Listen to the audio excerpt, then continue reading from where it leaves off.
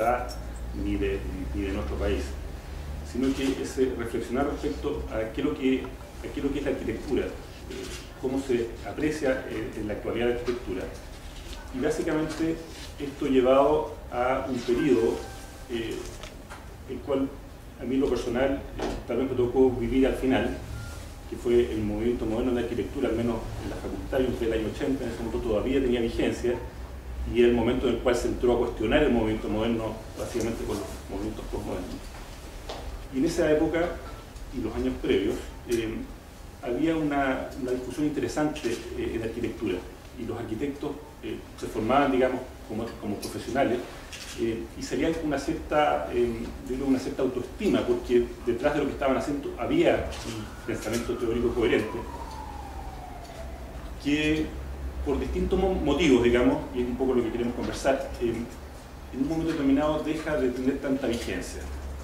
Hoy día, en realidad, si bien todo el mundo habla del movimiento moderno, los maestros siguen siendo los grandes maestros de la arquitectura, todos nos reverenciamos frente a arquitectos como Le Corbusier, Frank Lloyd Wright, Mies van der Rohe, pero no hemos sido capaces de decir, bueno, ¿qué pasó?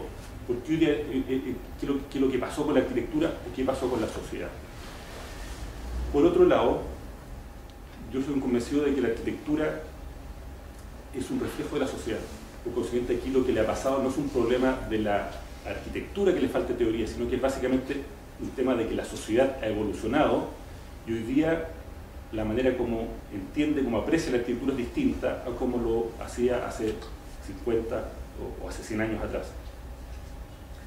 Y el producto de esta evolución ha tenido no solamente consecuencias en la arquitectura, también las tiene en términos prácticos en el mundo político. La arquitectura siempre ha estado muy ligada a lo que es el ejercicio del poder. La arquitectura es manifestación de poderes, porque para hacer arquitectura hay que echar a andar una máquina de poder. Por consiguiente, los cambios políticos de los últimos 20 años, hablemos de la globalización, obviamente que han tenido y tienen un impacto importante en lo que es el pensamiento arquitectónico. Y es sobre ello que yo estoy invitando a Juan, a partir de la experiencia que tuvimos acá en la academia y su desarrollo profesional, a conversar. ¿Qué es lo que cree, cómo ve él? La idea también es que aprovechemos a hacer extensiva esta conversación a los que están presentes. ¿Cuál es la teoría que hoy día sostiene la arquitectura contemporánea, si es que existe o si es que no existe? Yo comparto la visión que la arquitectura de alguna forma refleja lo que está ocurriendo en la sociedad. Como yo tengo algunos años, compañeros míos conmigo por ahí, en los años 70, la época que nosotros estudiamos, había un intenso debate sobre arquitectura. Junto con el intenso debate, había una profusa literatura al respecto. Había no solamente crítica, sino que había filosofía sobre la arquitectura. Y eran los años en que había un intenso debate ideológico sobre los distintos modelos de sociedad que se pretendían para el mundo. Había una conciencia absoluta.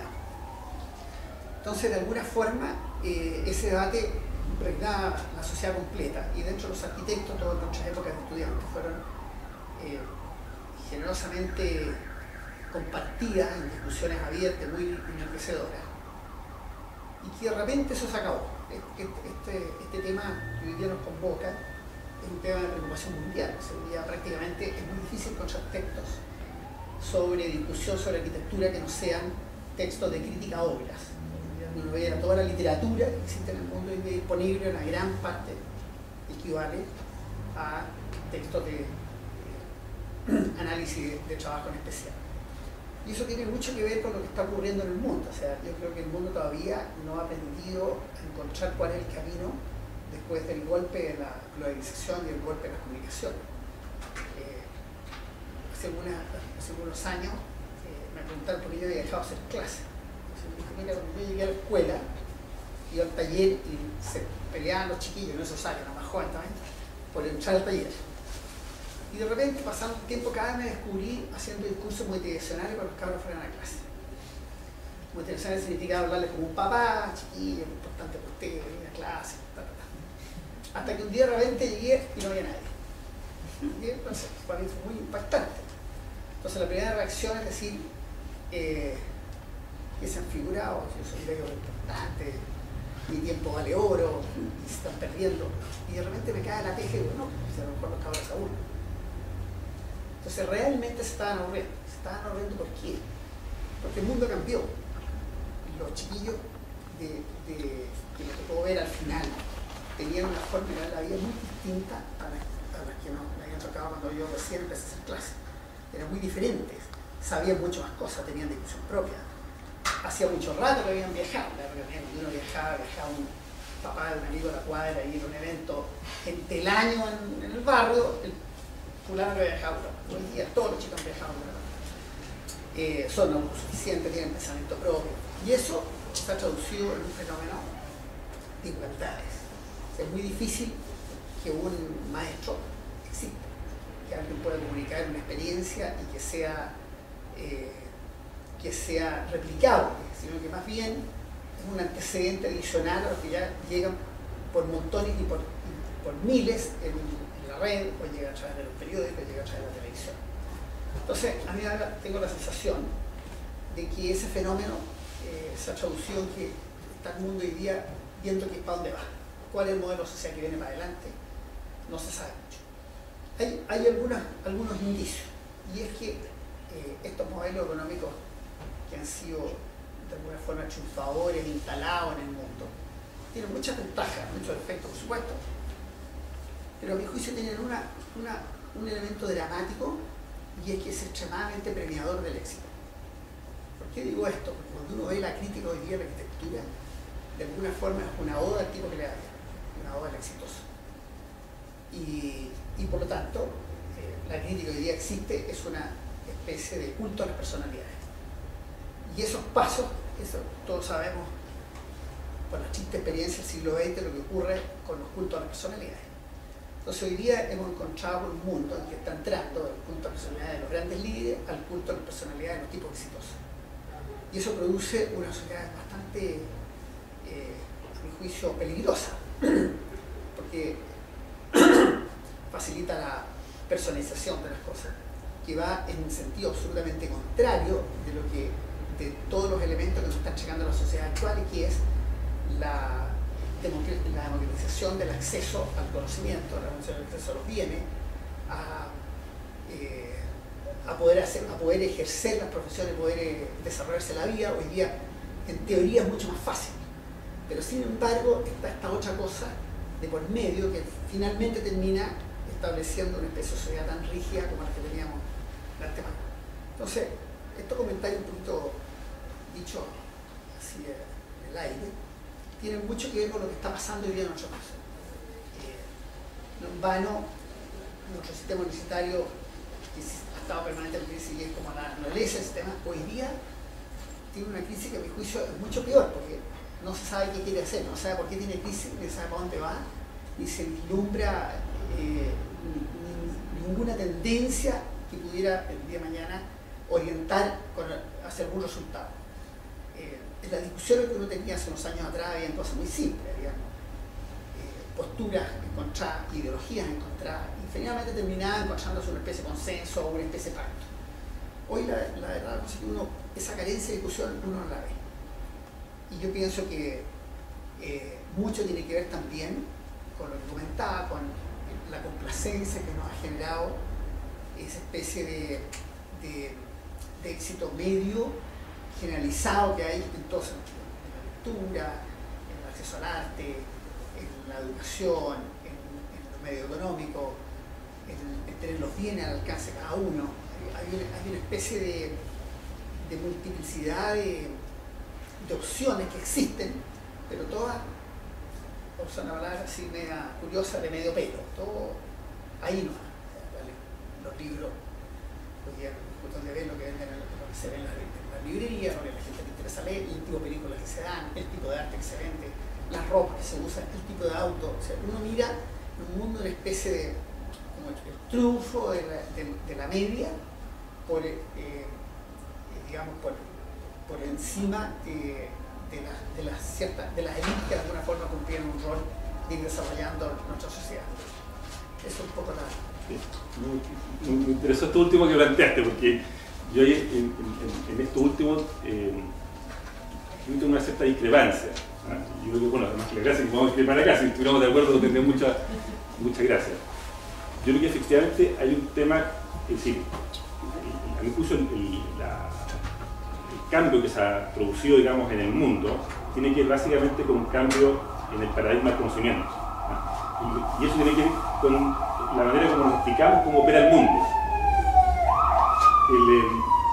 La sociedad ilustrada, por decir, la sociedad producto de la ilustración del siglo XVIII, que viene con digamos, el pensamiento positivista, el pensamiento científico, parte de una idea de que el mundo opera básicamente a partir de las leyes mecánicas de Newton, donde existía, digamos, un principio causa-efecto.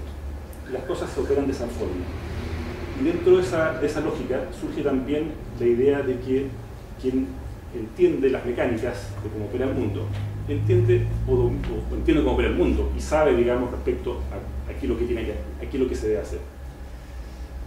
Y bajo esa lógica también se desarrolla en un momento la disciplina de la arquitectura, como una disciplina académica. Aparece la academia y los primeros arquitectos del siglo XVIII, comienzo del siglo XIX, decían que existe un área del conocimiento que es la arquitectura, y que esa arquitectura, esa mecánica, ellos la estudian a partir de los estilos pasados, y comienza el historicismo. Entonces, oye, a partir de una mecánica estudio lo que pasó antes, por consiguiente con eso yo defino el conocimiento futuro.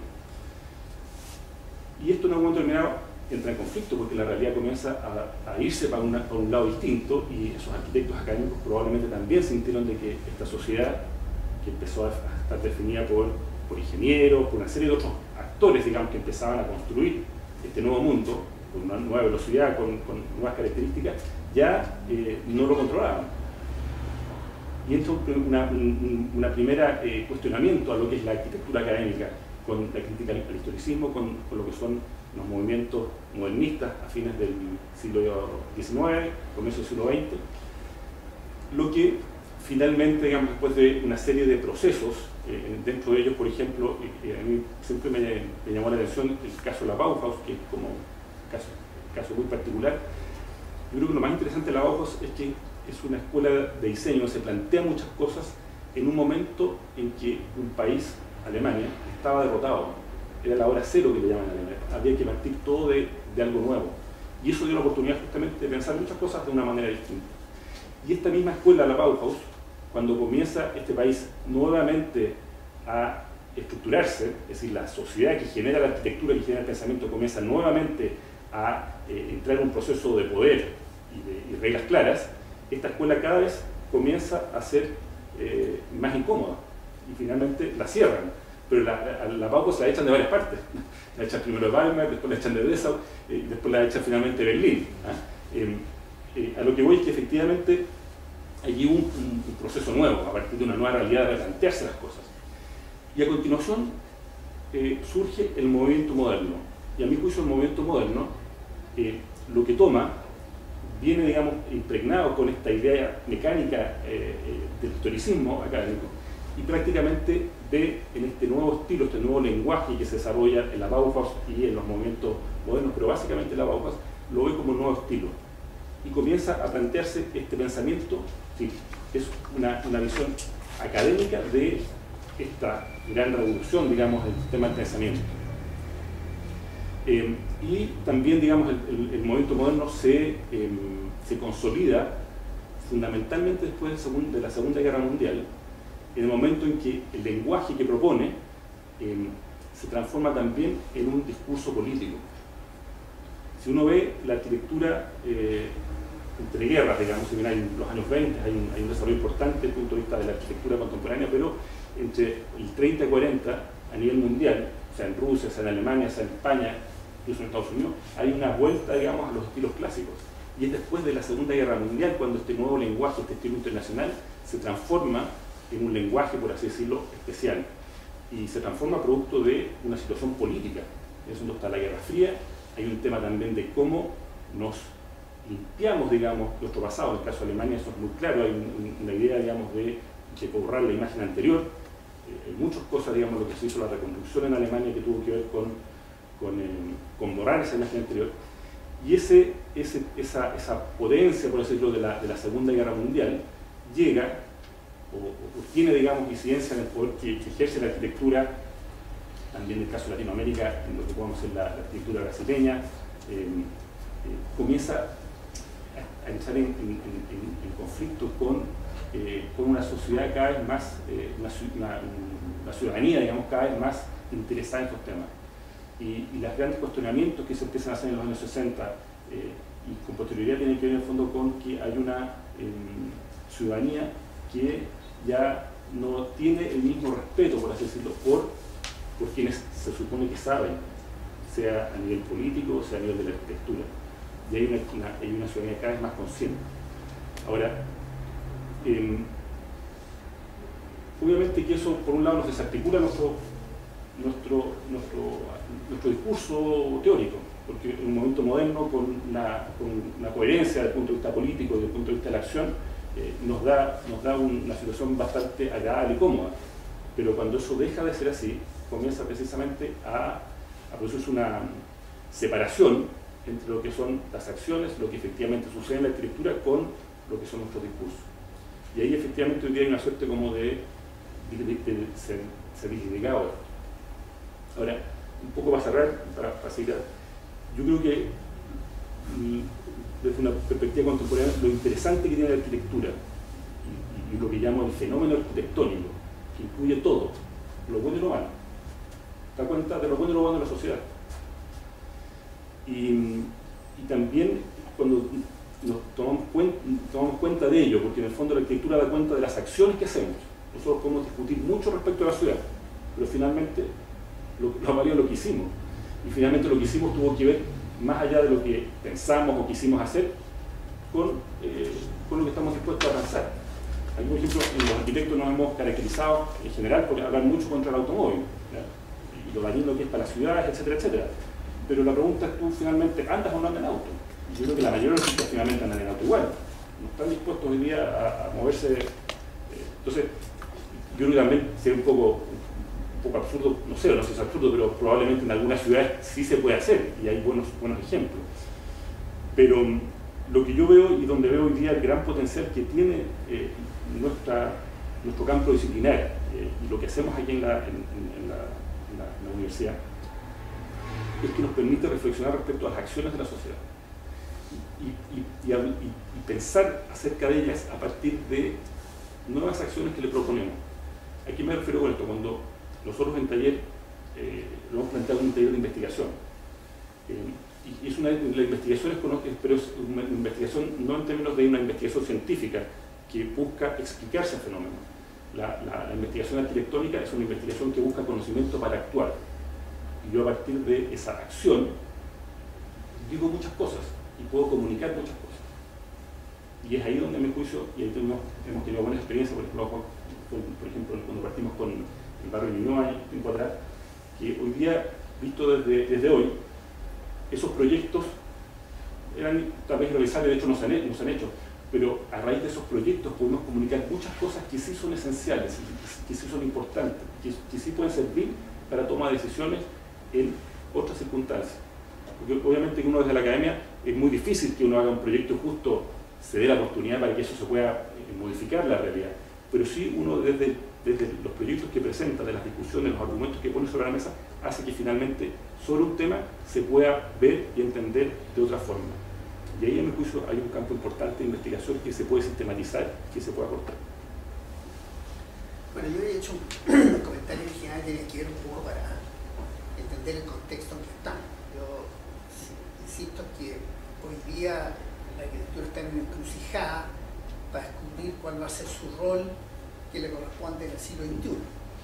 Pero esa encrucijada no la tiene solamente la arquitectura, sino que la tienen todas las profesiones. Una primera etapa del siglo XX en que las profesiones aparecían como un medio importante de cambio de estado social, una forma de obtener trabajo y de tener poder de ciertas capas de la sociedad. Y se formaron las universidades, como nosotros las conocemos hoy día, que están en torno a ciertas facultades, con sus decanos, sus programas de estudio, y su modelo de profesional. Incluso llega al extremo, en el caso que lo conversamos rato, llegaran de que nuestra profesión, por ejemplo, que es una profesión de gran discusión, que está, es muy difícil que alguien pueda decir después de un tiempo cuándo se está preparado para hacer una obra o puede ejercer como arquitecto. De repente, terminado un periodo determinado, uno se encuentra habilitado para ejercer. Uno podría, recién recibido de tu universidad, podría hacer la torre que está haciendo el señor Polman en una costanera. La ley se lo autoriza.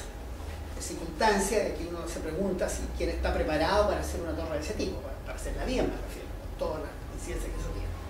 Entonces, esa especie de mundo profesionista que nosotros teníamos durante el siglo XX y el siglo XXI está en crisis.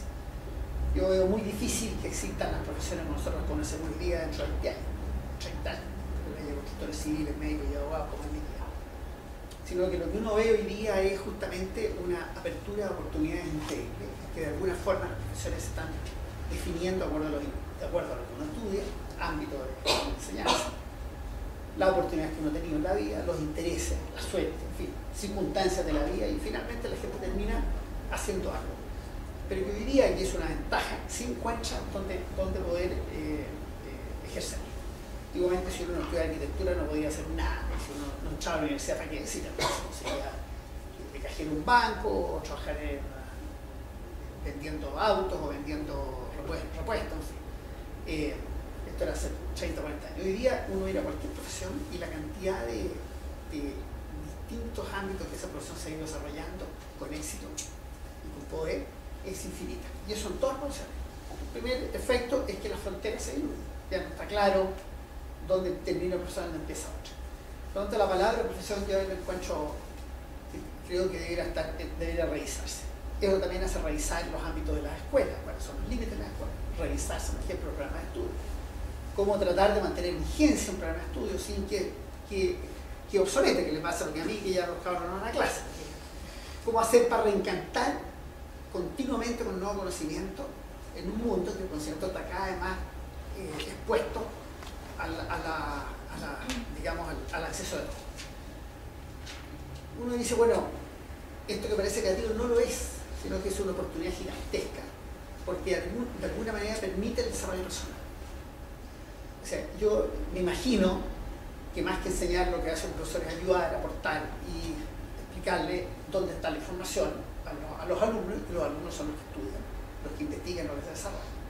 Si uno traspasa eso al ámbito profesional, es lo mismo. O sea, de alguna manera, el ejercicio profesional ya no es un ejercicio de una sola persona, sino un ejercicio de muchas personas, en que el arquitecto debiera tomar el rol de hacer la síntesis. Ese es el factor que nosotros que tiene de común con la historia de nuestra profesión. Y que siempre el arquitecto lo que ha hecho, y de hecho así se llama, recuerdo que años atrás el taller de arquitectura se llamaba taller de síntesis del diseño, que yo estudiaba. Era claro que el arquitecto hace el resumen, pero la diferencia es que antes uno hacía un resumen de los propios planteamientos que uno mismo proponía, de los descubrimientos que uno hacía. Hoy día no es así. Hoy día hay que convivir, hoy día el mundo actual tiene un acceso a la tecnología gigantesca y las mismas tecnologías también se han democratizado, son mucho más baratas, son mucho más simples de entender, hay miles de interfaces entre las tecnologías complejas y las simples, de tal manera de poder estar al alcance de todo. Y hoy día es una herramienta, o sea, toda la arquitectura, la construcción, el desarrollo del mundo hoy día se manifiesta en que los edificios tienen altísimas tecnologías comprendidas, pero como algo cotidiano. Eso hace de inmediato que el arquitecto ya deja de ser el único protagonista y el único que decide una obra. Sino que hoy día se hablan equipos de 20, 30, 35 especialidades distintas en algunos casos. Las últimas obras, yo tuve que hacer una presentación, un trabajo que estábamos postulando y nombramos 17 especialidades distintas. Y eran 17 porque había muchas firmas que hacían 3 o 4. O sea, son mucho más de 20. Y que son esenciales hoy día para que la obra sea exitosa. O sea, que tome en cuenta todas las variables a las que es sometida la presión del medio. Entonces, estas discusiones sobre arquitectura, volviendo a tratar de centrarnos en lo que nos convoca hoy día, tienen que nacer de la universidad. Yo pienso que las universidades han entrado este último tiempo en una especie de transformarse en fábricas de profesionales en un país que ha ido creciendo a tasas altísimas. En la historia de Chile había tenido durante los últimos 25 o 30 años un crecimiento como el que hemos tenido, con un cambio radical en los estándares de vida, el confort de vida de la gente. Y las universidades lo que han hecho ha sido producir profesionales para ese proceso. Pero estos procesos se agotan si no se alimentan de lo esencial, que es el sentido por qué se hacen las cosas. Hoy día es fácil producir ingeniero porque todo el mundo sabe que se requiere ingeniero. Uno ve en el diario ahí y aparece la lista de las carencias. Los otros días salía, eran alrededor de no sé cuántos ingenieros de minas al año que se requería Chile, y la universidad producía la mitad y había que importar. Entonces uno dice, bueno, ese es el rol de la universidad, pero ¿por cuánto tiempo es eso?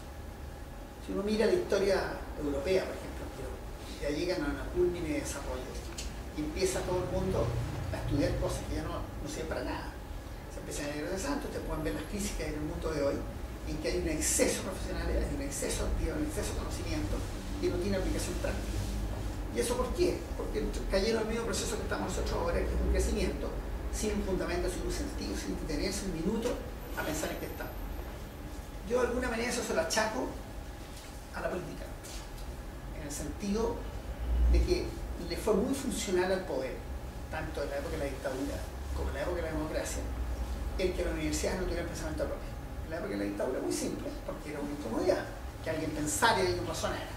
Por lo tanto, los militares pusieron rectores delegados en cada universidad chilena y le quitaron poder a esta universidad, que es la universidad más importante del país, lo fue siempre hasta el año 70. Los militares le quitaron poder y después, curiosamente, no recuperaron poder. Los gremios no recuperaron su poder. Ninguna de las organizaciones sociales no recuperaron poder en democracia. Se mantuvieron igual. No lo recuperaron no porque se los prohibieran, sino que sencillamente por usar palabras de muchachos jóvenes, porque no los pescaron, no les dieron pelota alguna. Porque a nadie le convenía que hubiera gente que pensara. Pero una sociedad así, ¿cuánto dura? ¿Cuánto dura hasta que no empieza a recibir las externalidades negativas que produce un crecimiento mesurado o un profesionalismo mesurado que tiene sentido solo si hay demanda? O sea, es como quien produce auto y hay compradores. ¿Qué pasa cuando se acaban los compradores, cuando ya todo el mundo tiene auto? ¿Qué vamos a hacer con eso? Yo recuerdo hace unos años atrás una película de ciencia ficción que era muy divertida. Relataba el caso de un ladrón en el futuro, porque el ladrón no robaba, sino que ponía cosas en las casas. Entonces era todo como se defendía la sociedad de este señor, quien le ponía cosas a la gente en vez de sacársela. Estaba todo, entonces uno entraba a una habitación, habían 20 televisores, y contrataba a un ladrón para que le pusiera los televisores a otros. Yo creo que eso mismo está pasando. Entonces, lo que evita que eso ocurra, que nos llenemos de televisores y nos llenemos de es que justamente encontrar un sentido a lo que estamos haciendo. O sea, si hay algún rol que hoy día le compete a la universidad, es nuevamente transformarse en la conciencia crítica de la sociedad. El que no haya discusión en torno a la arquitectura, ni discusión en torno a ninguna profesión, ni siquiera en torno a las profesiones, ni en torno a los modelos como se enseña, es muy decidor.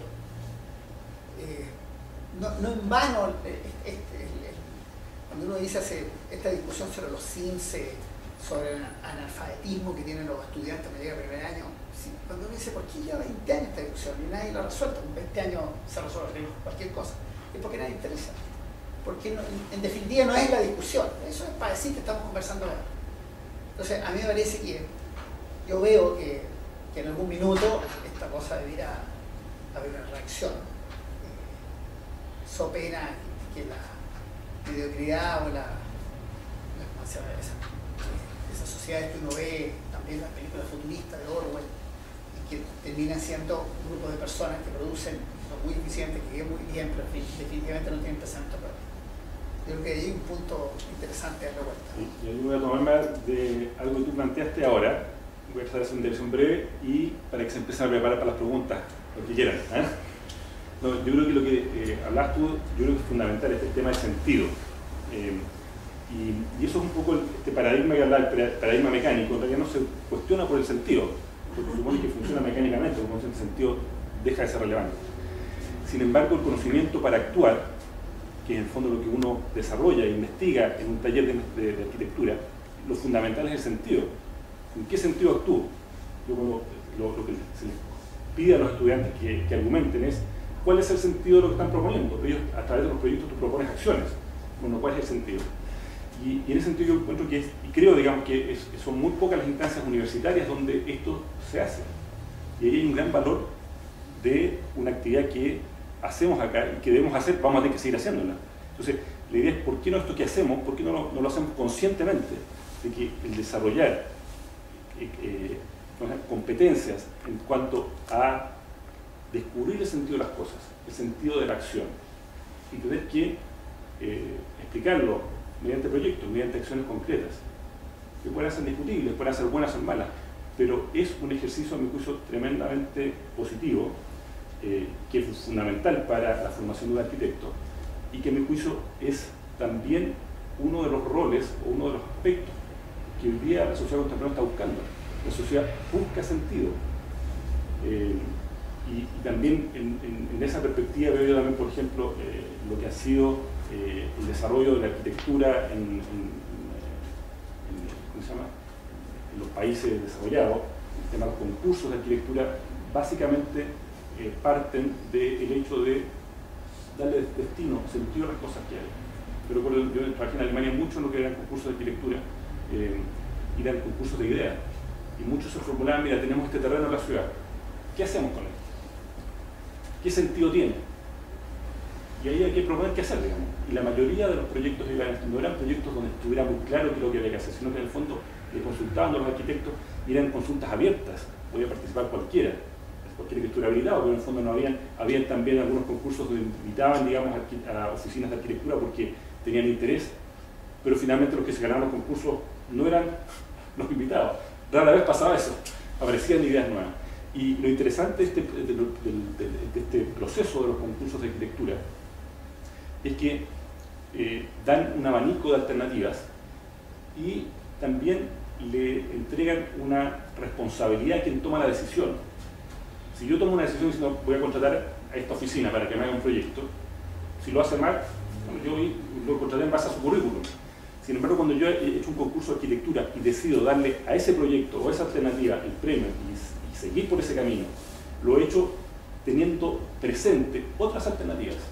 Por consiguiente, no solamente estoy diciendo que quiero hacer eso, sino que además he evaluado las demás y he considerado que en relación a esa, esto es lo mejor. Entonces, detrás de eso también hay una decisión política importante, y que hoy día, por lo demás, nuestra sociedad tampoco lo tiene resuelto. Hay muchos conflictos que hoy día no sabemos cómo resolver. Se pretende resolver a nivel de discusiones políticas en el Parlamento o a través de expertos, que en la práctica no se cumple. Y como ejemplo, por ejemplo, el caso de Transantiago. Imagínate que se hubiese hecho un concurso de ideas de cómo resolver el problema del transporte público en la ciudad de Santiago. Y tal vez a partir de eso, en una vez se hubiese ganado la estrategia que se implementó.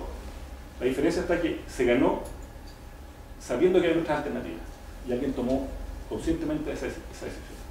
Pero lo más probable es que si hubiese habido un concurso, habían surgido alternativas nuevas, habíamos visto aspectos de los problemas de otra manera. Y lo más probable es que se hubiese finalmente consensuado o se hubiese llegado a una solución, yo creo que mejor, pero por sobre todo con una aceptación política detrás de ella. Es que esto que hicimos es lo mejor que podíamos hacer. Nos quedó bien, nos quedó mal, pero es lo que podíamos hacer. Hoy día, estas soluciones generalmente se las encargamos a equipos de expertos, que en realidad puede que sean expertos en teoría, pero aquí hay un tema práctico, hay un tema de acción. Y eso, digamos, yo diría que en el caso de nuestra profesión, lo ejercitamos en el taller. Y creo que muy pocas oportunidades, no creo, digamos, que se puedan dar de esa manera, digamos, ese tipo de ejercitación en otros campos profesionales.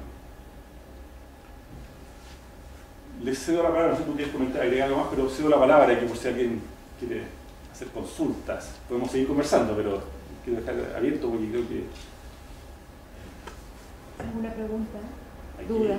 ¿Consulta? Sí. ¿Daniel? Sí.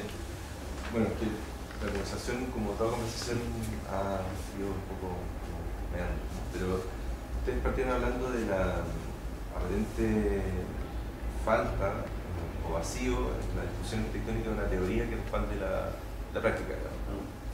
Ambos tienen experiencia en proyectos de gran envergadura y en realidad yo quería, para retomar un poco esa discusión, a propósito también de la relación arquitectura-poder y en qué medida, también la vieja discusión de la autonomía disciplinar, en qué medida la propuesta de los o el arquitecto o la arquitecta se subordina al poder, que en este caso sería el mandante, ¿no? La figura mandante, justamente un poco en el sentido que tú decías recién con el caso del concurso. Por ejemplo, en el caso del barrio conocido como Sanhattan, en el caso de la oficina de Rubí Andrés, o en el caso, por ejemplo, de los edificios educacionales en los que tú has participado, Juan, ¿cuál ha sido, por ejemplo, la postura de la oficina, o de ambas oficinas, respecto a la relación respecto al edificio como tal y la relación con la ciudad? ¿En qué medida ha sido la propuesta de la oficina que ha predominado, o viene un encargo muy definido desde el poder, digamos, que del mandante? O sea, esa relación me interesaría que elaboraran un poco. Pero, no sé si quieres partir tú, Juan. La experiencia mía es un poco distinta a la de Sí. A ver, mira, tú tocaste, quiero partir desde arriba, partiste del Estado. Yo pienso que el peor mandante de todo es el Estado. O sea, creo que a pesar de todo, los encargos privados tienen más libertades que los encargos que vienen desde el Estado. Básicamente porque el Estado tiene otras intenciones. La última de ellas es construir algo, o sea, lo que le interesa contar la cinta, inaugurar, en Santiago, por ejemplo. El caso Cobama es patético. Se da un contrato y la mitad de las condiciones para que el trabajo esté hecho no estaban dadas, y por eso ocurre todo lo que todos saben. Entonces, los encargos particulares tienen una ventaja, que siempre el mandante tiene muy claro lo que quiere. Muy claro. Entonces, para uno es más fácil enfrentarlo. Hice esa referencia rápida con el Estado porque uno no sabe lo que quiere el Estado. Porque tampoco existe el Estado como este, sino que hay un funcionario que interpreta. Y después lo cambian y cada uno va interpretando. Y finalmente termina alguien construyendo como puede. Sin embargo, el mandante privado sí tiene claro lo que quiere hacer. Y siempre quiere que su proyecto sea exitoso. Siempre. Y ahí hay un punto. Porque el tipo, aunque sea el más vil de los mandantes, como quiere su proyecto exitoso, los arquitectos podemos agarrarnos de eso y hacerle ver que a través de su éxito uno puede hacer una propuesta. Entonces, la experiencia nuestra en la oficina ha sido eso. Ha sido cada vez que nos llega un encargo, hemos dicho, el encargo tiene siempre dos dimensiones: el encargo real y el aparente. Curiosamente, el aparente es el que el tipo pide. Si viene un señor, te encarga un edificio educacional, ¿cuál es el aparente? Oye, quiero 4 salas de clase, 5 laboratorios, tanto metros cuadrados, tanta plata. Pero el real es qué significa y qué es lo que realmente es lo que yo debo hacer, quién es mi cliente y a dónde tengo que apuntar mi desarrollo.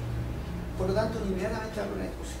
Si uno se quiere el aparente, lo que tiene que hacer es cumplir con lo que le encarga, y el resultado en gran parte de la arquitectura que tú ves que a la gente no le gusta. Bueno, tratar de no ser crítico. Pero sin embargo, el encargo real es una investigación. Hay que descubrir dónde está, quién es el alumno, a quién está orientado, qué sentido tiene la sala de clase, qué significa para el esto. Y cuando uno introduce esos elementos junto con abrir un debate interno y un debate con el mandante, porque hay que tratar de llevarlo a eso también, porque él tiene que alimentar, descubrir los verdaderos objetivos que están detrás. Ahí, al aparecer el debate, inmediatamente aparece una referencia crítica sobre la cual tú puedes apoyar el resultado de lo que tú haces. Entonces, yo pienso que nosotros hemos hecho un esfuerzo durante muchos años de hacerlo, y creemos estar en un nicho complejo, bastante pequeño, que es tratar de hacer arquitectura, poner el debate que yo te comentaba en discusión, pero con encargo cotidiano, cuyo objetivo no es hacer arquitectura, sino que resolver un tema. Para un señor que quiere hacer una bomba de encina, que lo que le interesa es meter litros de encina; otro señor que quiere meter miles de miles, porque ustedes sacan una idea, la educación técnica en Chile crece a un ritmo entre el 14 y el 16% anual, o sea, es un crecimiento increíblemente veloz, muy superior que la educación superior. Y vamos a ver los próximos años que se va a disminuir la matrícula universitaria, aumentar la técnica profesional, pero que es lo que ocurre en todo el mundo por lo tanto. Y entonces en ese escenario, la tentación para producir salas de clase y capturar una parte de ese alumnado es gigante. Y eso un poco, yo diría, el tema. Entonces, la forma de abordarlo es descubrir qué es lo que hay detrás y cuál es la realidad del encargo que te hace. Y créanme que eso se puede hacer. Y siempre es factible, porque si uno logra llegar a una solución coherente, siempre el cliente lo entiende. Siempre es capaz de si ve que hay un beneficio para él, lo hace. De hecho, el ejemplo más claro para nosotros fue el tema de las estaciones de servicio. No nombro porque ustedes son más jóvenes, por lo tanto las estaciones de servicio son más o menos elegantonas, pero hace 30 años atrás era verdadera, ¿cómo se llama?, tomas de terreno, verdaderas callampas, construidas de material ligero, inseguras, insalubres, y a través del trabajo de muchos años han logrado cambiar ese paradigma. Y hoy día se han transformado, y es un poco el objetivo que estamos ahora, transformar en una especie de espacio público de encuentro. O sea, el echar vecinos en una circunstancia, como cuando quien se toma un café en un bulevar. Es un poco, no sé si te respondo. Sí. Bueno, respecto a lo que me consultaba, yo creo que es el caso específico de la oficina donde me ha tocado desempeñarme en los últimos 15 años, que es junto a Abraham Sandman. Yo creo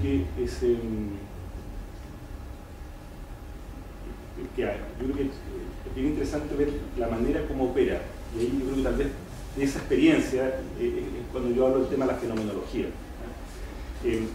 Ahí efectivamente son circunstancias que llegan o que genera, en este caso Abraham, que es líder de esta empresa inmobiliaria, de arquitectura y de construcción.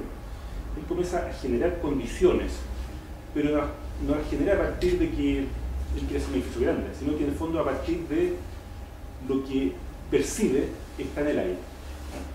Y fue así como a comienzos de los años 90 se le ocurrió hacer un edificio de industria en los terrenos de la CCU, que en su momento todo el mundo decía, oye, es absurdo, todo el mundo estaba en Providencia, en una iglesia Coquimbo, ¿cómo se te ocurre hacer una oficina en ese lugar? Partió con esa idea y a partir de eso comenzó a generar una dinámica de personas que le empezaban a creer. Abraham no tiene capital propio, su capital es su credibilidad. Entonces a partir de esa idea de hacer edificios de oficinas de ciertas características en un momento determinado, en este caso comenzando lo que es la globalización, trayendo un estándar de oficina distinto, comenzó a armar un grupo de personas que empezaron a creer. Primero los de la Sofofa, que compraron las oficinas en verde, después los bancos que estuvieron dispuestos a financiar, y después así una serie de personas que finalmente fueron creyendo en esto. Y dentro de esa dinámica que él crea, aparecen los proyectos de arquitectura. Y estos proyectos también tienen que ver mucho con las expectativas y con el desarrollo de la sociedad que le da finalmente sustento. Yo creo que esos proyectos que se hicieron en los años 90 daban cuenta de esa sociedad en los años 90 y la manera como han ido evolucionando los proyectos que al menos la oficina ha desarrollado ahí ha tenido que ver con esto. Y te planteo, digamos, el caso contrario a lo que fue el edificio Titanio La Portada. El escenario en el cual se desarrolla este proyecto es totalmente distinto al del edificio de la industria. Básicamente por las expectativas del resto de la gente respecto al proyecto. Primero que está en un terreno que era muy emblemático, había muchas oficinas y muchas personas que hace mucho tiempo querían hacer algo en ese lugar. De hecho, ese terreno prácticamente hay una norma especial que la gestiona el municipio 10 años antes, con el fin de que se haga ahí un edificio emblemático.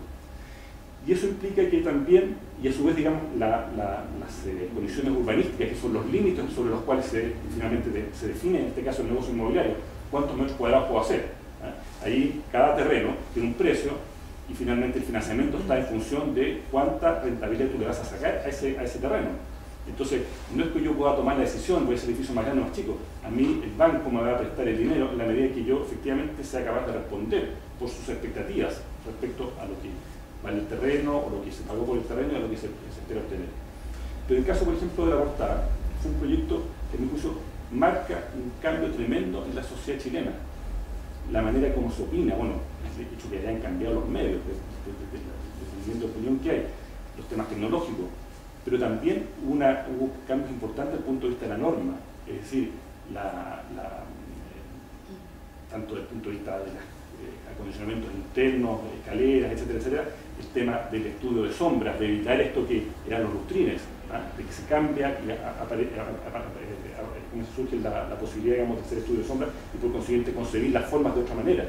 Pero también las consideraciones desde el punto de vista del entorno, de liberar el 70% del primer piso para uso público. Es un edificio totalmente distinto, donde también las autoridades comienzan a ejercer y a participar de una manera mucho más activa.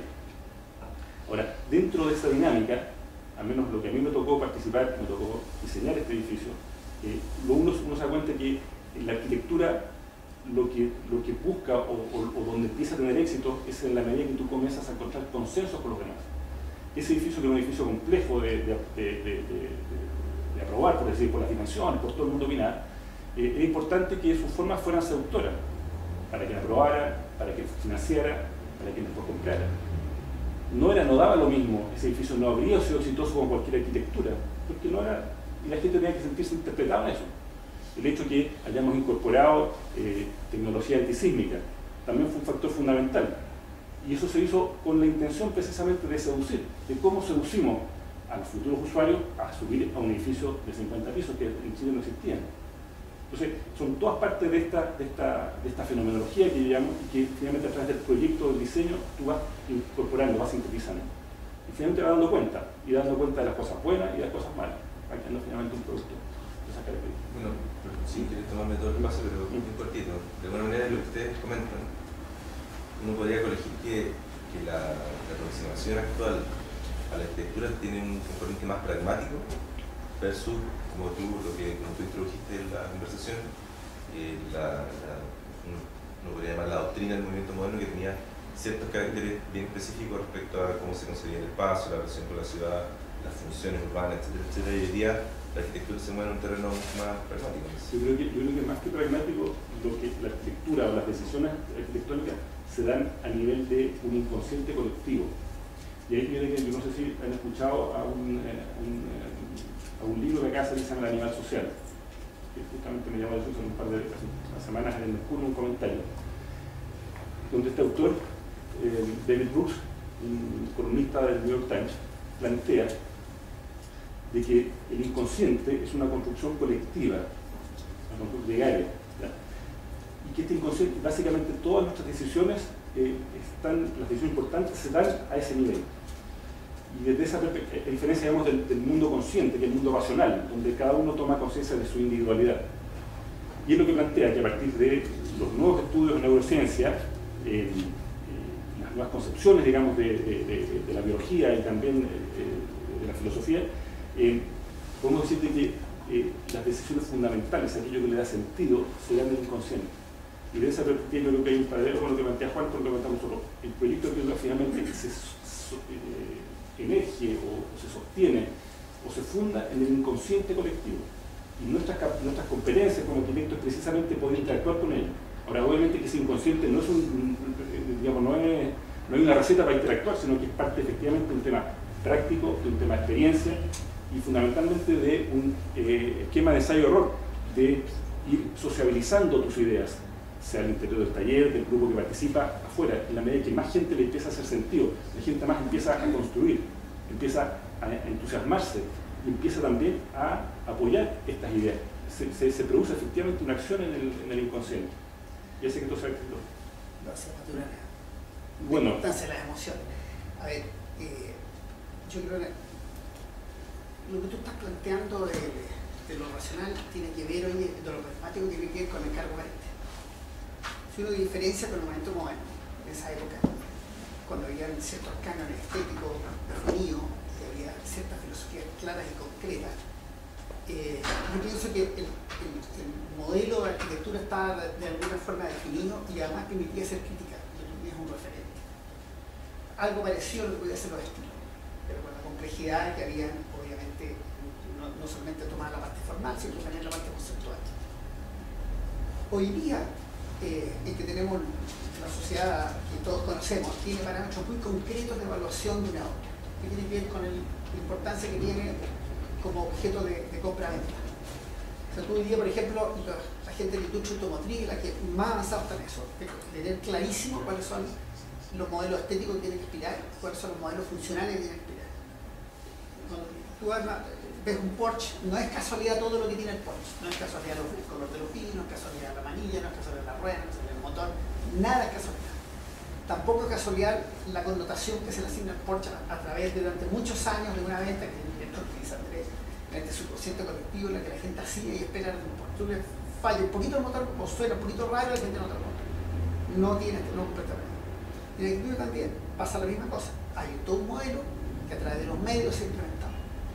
Entonces, tú encuentras, por ejemplo, un ejemplo ejemplo clásico en que hoy día, en la medida que tú cumples los modelos, tú puedes ser exitoso.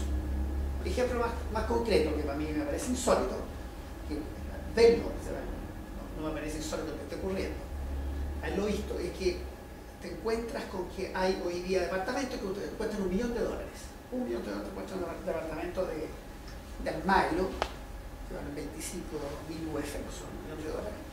Y aparece toda la descripción del departamento y al final dice arquitectura, departamento de arquitectura de Almagro. O sea, cuando nuestras élites son capaces de gastarse $1 millón y que no es importante el arquitecto, sino es importante el objeto de consumo, es que la arquitectura efectivamente tiene una demanda aparente, pragmática, definida. Por algo existen estas grandes inmobiliarias que tienen todo tabulado. Me tocaba de repente que me llegó un cliente a hacer un edificio para tu Ñuñoa y te entregan un libraco a este porte, 80 tipos de platos, no inventan nada, está todo hecho. Y para todo cachado. Y tú quieres trabajar con ellos y te discuten, y no es exageración, hasta los 2 centímetros de ancho en un recinto terminado. 2,62 no es lo mismo que 2,60. Digo, lo tienen absolutamente todo contexto. Por tanto, ellos han pragmatizado. Pero con eso no se hace progreso ni la gente se siente satisfecha. Porque detrás de ese elemento concreto y tabulado que existe, eso pragmático, hay un encargo real, hay una persona que lo valida. Y ese es el punto que tenemos los arquitectos, el punto que, créanme, que es factible transformar. Porque todos los encargos son iguales. Cuando un señor te pide una industria, te pide, sabe exactamente, te tienen definido exactamente lo que necesitas. Entonces, hay dos opciones. Una es hacer lo que es Almagro, que esta cosa lo transforma en un producto o en un Porsche. Que una fábrica produce 5.000, 10.000 o 20.000, no sé, cuanto más produce, más efímero el resultado. O la otra es decir, a ver, ¿qué es lo real aquí? ¿Qué es lo que realmente significa un automóvil para alguien? Inmediatamente te pide un cambio. Y por eso es que realmente aparecen marcas nuevas y aparecen conceptos nuevos. Y en realidad es la misma cosa. Entonces, a mi juicio, hoy día, esa realidad, lo que ha ocurrido es que ha habido una especie de irrupción de la masa, porque está tabulada, está sometida a mecanismos de estudio científico para tratar de definir gustos que son universales y que hay todo un mundo que trabaja igual. Un ejemplo clarísimo es los modelos estéticos que ha producido Falabella. La gente hoy día, tú te vas a ver Falabella muebles, Falabella ropa, la gente se toma lo parecido, tú te quieres comprar una chaqueta, la tienen 80 añatos, pero re bonita, igual lo usáis y la mano no vale nada. Entonces, además tú pones a discutir, bueno, no importa si que la tengan 20 gallos y al final la cambian o sus partes. Todo es igual, tú das el objeto de decoración, los diseños de ellos, muy bonito cuando servían para ir una cosa, encendedor que no encendía, un sacacorcho que no sacaba corcho, pero es muy bonito, el gente masificado. Eso es el mundo de hoy. Pero, y ahí donde está el pensamiento crítico, tomado con este tema de que decía Andrés, de las emociones, pero esas cosas no emocionan. Esas cosas que la gente cambia. Y tú ves en el diario una cantidad gigantesca de apartamentos, pero una cantidad más grande todavía de aún que se vende. Entonces hay una compraventa y no es que significa que hay una gran movilidad porque la gente le quedó chico, si la estructura familiar chilena se ha mantenido, aparte que la declinación está estable hace muchos años. Lo que ocurre es el cansancio. Así como cambias de auto, cambias de casa, cambias de ropa, etcétera, etcétera, para que no se enoje más nadie. Pero cuando tú dices, bueno, ¿qué va a quedar de todo eso? Es aquella obra en que de por medio ha entrado un factor distinto que es la emoción de la persona habitarla, la emoción de la persona compartir y la emoción que produce en la ciudad una obra significativa. Felizmente todavía existe eso. Y pienso que el rol de la universidad es someter esa discusión y transmitir eso a los estudiantes. Camino fácil, no es sencillo. Te sentás, agarras el computador, mezclas dos cuestiones, tenés listo el de y la mano y te pagas. Revoco porque acá tampoco es leso el desarrollador, también ha descubierto que para uno es más fácil ese trabajo. Pero créeme que eso sí es factible hacer y hay notables ejemplos en el mundo y en Chile también sobre esos casos. ¿Hugo? Yo no vengo de arquitectura, así que vengo solamente como observador de los planteamientos de investigación que se hacen en estos coloquios. Ustedes partieron con una definición bastante ambiciosa, que iba a hablar de teoría científica en particular, y nuevamente han ido transitando hacia más bien experiencias intuitivas y una suerte de historicismo de corto plazo. ¿Será suficiente para efectivamente entrar a discutir una posición teórica? O sea, efectivamente detrás de eso que ahora han denominado inconsciente colectivo, ¿no habrán realmente movimientos sociales sólidamente consolidados? Detrás de alguna de las experiencias que ustedes relatan, ¿no se podrá sistematizar en ciertas categorías analíticas que permitan efectivamente ir construyendo una teoría científica? Porque si no fuera así, y la arquitectura solamente quedara circunscrita a una especie de oficio, como ustedes lo están planteando, ¿no será que pierde una gran oportunidad de sistematizar el conocimiento y aportar a la discusión sobre la manera de representación de ese conocimiento en la sociedad contemporánea, que también es del conocimiento? ¿No será muy prematuro renunciar a una búsqueda que en muchos aspectos puede ser francamente deductiva, pero sin embargo permitiría ilustrar sobre estos multiparadigmas que aparentemente condicionan el comportamiento social de hoy? Entonces, ¿dónde, más bien mi pregunta es de absoluta ignorancia, dónde se encuentra la discusión teórica en la arquitectura hoy día? ¿Quién la hace, por ejemplo, en nuestro medio? ¿Cómo se sistematiza la producción del conocimiento? Porque la investigación tiene ciertos cánones de validación, ¿no? O sea, la investigación, por ejemplo, ¿por qué se expresa en publicaciones? Bueno, porque uno está obligado a identificar los modelos, los métodos, los resultados y someterlo a sus pares. ¿Existe esa institucionalización de la investigación? Yo creo que el tema, justamente lo que tiene lo particular de la arquitectura, y eso es lo que yo decía que es la diferencia cuando yo hablo de conocimiento para actuar. La arquitectura siempre tiene finalmente su conocimiento para actuar, que es distinto al conocimiento científico, que es su conocimiento para explicar. Entonces, la primera base teórica de lo que estamos hablando tiene que ver con el concepto epistemológico. ¿De qué es lo que estamos hablando en arquitectura cuando estamos hablando de ciencia? Son cosas distintas. Ahora, desde esta perspectiva de la epistemología arquitectónica, el conocimiento para actuar, todo proyecto es una teoría. Y su corroboración sucede en la medida que se materializa. Porque en el fondo estoy haciendo una teoría acerca de la sociedad. Cuando yo voy a hacer un servicentro, yo estoy haciendo una teoría acerca de la sociedad. Y en la medida que eso es capaz de materializarse, someter toda la prueba de todas las personas que de alguna manera, o de los criterios del sentido de los demás, finalmente llega a materializarse. Y una vez que está materializado, después hay una serie de otras personas más, que son las personas que lo usan y que le dan sentido, que están corroborando esa teoría. Por consiguiente, la construcción de esa obra de arquitectura es en sí una publicación. Entonces, cuando estamos hablando, toda construcción arquitectónica es mismo una publicación y se publica en sí mismo. Y el valor de la teoría arquitectónica es que no tiene vuelta. Es decir, yo en ciencia puedo formular algo a nivel especulativo y podrán encontrar que está bien, que está mal. Podrán haber muchas cosas que se rebatan. En la arquitectura se construye un edificio, que está detrás de eso hay una teoría, que es el proyecto, y la realidad lo corrobora o no. Y sobre eso el tema está aquí, ¿por qué hay tan poca publicación? Porque efectivamente de lo que estamos hablando es de un cambio del paradigma del conocimiento. Aquí hasta el momento hemos entendido conocimiento exclusivamente el conocimiento explicativo, el conocimiento en el ámbito de las ciencias naturales, básicamente el que utiliza esta metodología científica. Y hemos dejado fuera una serie de otros conocimientos que son tan relevantes. Y en el caso del conocimiento de la arquitectura es un conocimiento tremendamente relevante porque da cuenta de lo que efectivamente somos. El papel, la teoría aguanta mucho. Los romanos podían escrito muchas cosas respecto a su sociedad. Sin embargo, hoy día las obras romanas dan cuenta de cómo era la sociedad romana.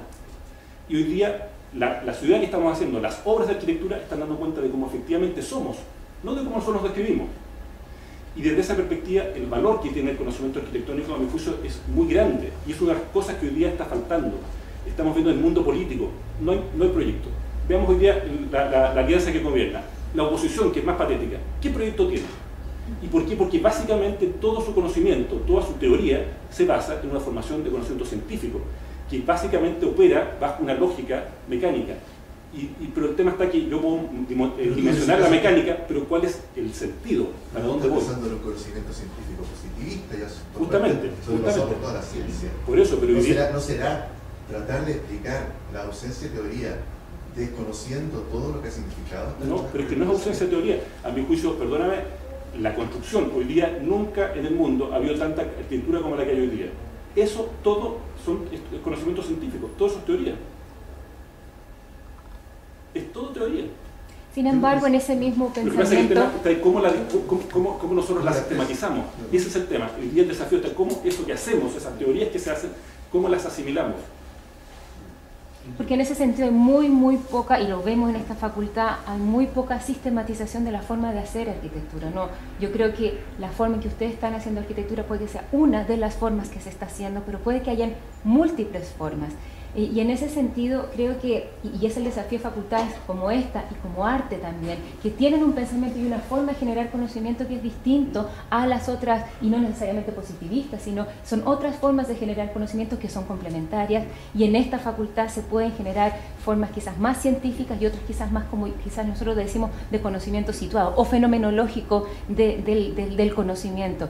Pero ¿cómo piensan ustedes que podríamos empezar a pensar en las distintas formas en que se genera conocimiento en arquitectura, empezar a dialogar entre ellas y quizás empezar a dialogar con las otras disciplinas que también están interviniendo en el territorio? Yo tengo mi duda que se pueda sistematizar el proceso es que el proceso de diseño es un proceso de aproximación. No hay otra forma de resolver un tema sobre las cuales uno no sabe dónde va. O sea, yo diría, cuando un científico pretende hacer una investigación sobre algo, lo primero que hace es tratar de elaborar una hipótesis de trabajo, o sea, alguna especie de guía, pero siempre vislumbra más o menos qué es lo que quiere conseguir. Incluso algunos formulan el objetivo final a lo que quieren e investigan. En arquitectura, cuando uno pretende hacer arquitectura, me refiero, no producir una obra de construcción, no se sabe bien qué es. Primero porque tampoco se sabe bien cuál es el contenido del problema. Yo hablaba ahí de la diferencia entre lo aparente y lo real. Finalmente es una búsqueda de tratar de descubrir cuáles son las variables que están escondidas y que son las variables reales por lo demás.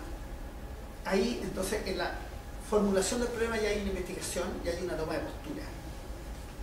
¿Cómo sistematizar eso? Es difícil, porque es un proceso interactivo, es un proceso de aproximación, es un proceso de ensayo-error. En que además es bien dramático porque es un ensayo y error que producido por uno mismo, por su propia disciplina. Uno propone algo y uno mismo lo destruye, lo cual hace que los arquitectos tengamos todas características de personalidad que son de bastante curiosidad para el resto de nuestros congéneres. O sea, nosotros somos personajes raros. Sartori decía una frase que me producía mucha risa, pero que es muy verdad, que decían los arquitectos, y eso somos una sociedad secreta. Nadie nos entiende, ni nuestras mujeres. ¿Sí? Me pegaba codazo ahí cuando hablábamos de arquitectura y las mujeres aburridas. Entonces, pero la verdad la cosa es que es absolutamente cierto. Porque, ¿cómo puede existir algo en que el resultado sale de la propia destrucción, de una autodestrucción? Entonces hay algo suicida. En una propuesta, en la medida que uno sea más implacable, sea más feroz, y sea más negativo, el resultado siempre es mejor. Ese es el proceso. ¿Cómo sistematizar eso? Es dificilísimo, porque implica autodisciplina, implica resistencia. Yo me acuerdo de la época que hacía clase de este muchacho que decía el arquitecto tiene mentalidad maratonista. Parte a los 3 kilómetros está muerto y le quedan 39.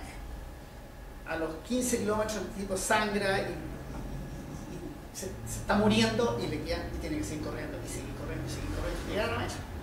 Entonces, finalmente es una profesión estoica y que su éxito depende de la capacidad de resistencia que se tenga.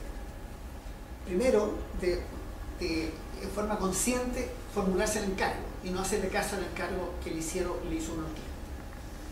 Y en el entendido también de que uno va a ser evaluado por alguien que no le hizo ese encargo, le hizo otro.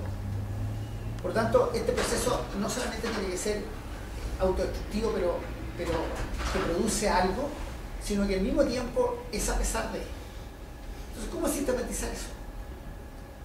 Son solamente voluntades, son solamente emociones. Por eso que a mí me gustan mucho más las teorías actuales de Maturana y que finalmente uno dice son las emociones y finalmente eso es. Entonces, ¿cómo uno defiende los proyectos? A punta de grito, a punta de tirarse al suelo y de amenazar con incendiar la obra o quemarse a los gonzos. Así se hacen las obras. Es rara, así es. Entonces, y finalmente, amargándose cuando la obra está terminada, porque eso implica y se traduce en que el proceso fue exitoso, porque no se detuvo. Y en ese sentido, yo lo encuentro mucho, le he leído a Andrés cuando dice la obra, no hay que evaluarla en el proceso y no después. Porque después entra un tercero, que es el usuario, y ahí uno no tiene nada que hacer. Entonces, en la medida que uno se amargue, es porque uno descubre que la obra le faltó. Es muy difícil decir satisfecho. Entonces, yo me acuerdo cuando estudiaba en la escuela, estaba Edwin Aramoto, en primer año, segundo, 2, 3 años con él, en que el taller se llama sistematización del proceso de diseño. Hacía unos cuadros, investigar, pobre Edwin, y nos metían nosotros a investigar. 3 años con eso. Y no se llegaba a nada. Porque no es posible sistematizar algo que es aproximativo. Y esa es la virtud de nuestra profesión, que la hace extremadamente novedosa. Como dice Andrés, cada proyecto es una investigación, cada proyecto tiene el gozo de descubrir lo nuevo. Por eso que finalmente está más duro que uno también está acompañado de la felicidad del descubrimiento. Y tiene la otra gracia, además, que yo creo que ninguna profesión que permite hacer tantos descubrimientos como la nuestra. Por el resto, el mismo Einstein, después de la teoría de la relatividad, no inventó nada de ese nivel, sino que se puede explicarla y buscar la aplicación. Eso. Jorge. Sí. Jorge, Cecilia y después viene.